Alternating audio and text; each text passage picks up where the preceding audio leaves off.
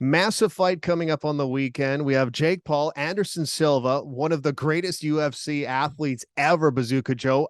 Now, let me ask you this right off the top. Jake Paul is the favorite. Are you surprised by this at all?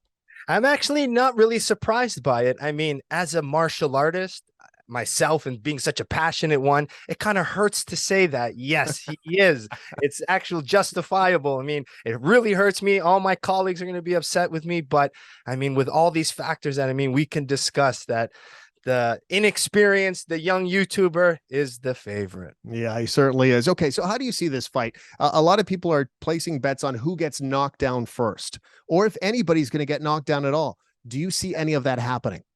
Well, the way I really see the fight going is you got to think Anderson Silva now is an older guy now. He's going to have to play a little bit more tactical, more efficient. He can't get hit by that power that we've seen that Jake Paul has. So I think he's going to be a little bit more cautious. So I think if the knockdown is going to come, it's going to come from Jake Paul because you got to think he knows how powerful he is. You know, Anderson Silva being the veteran he is, isn't going to take those risks being 46 years old either. So I think if the knockdown going to come, it's going to be Jake Paul. If it's a decision, I think Anderson Silva might take the decision. That's interesting. And you know what? You talk about the age of Anderson Silva, and that's a major factor. We're not talking about Silva in his prime, which could probably mop up with anybody on earth, never mind a Jake Paul. So what is your prediction overall? Who wins this fight?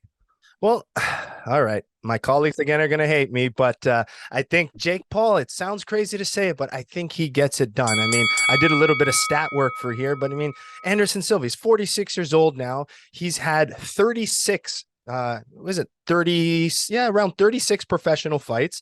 He's got all these finishes. But the problem is he's getting older now. It's a different sport.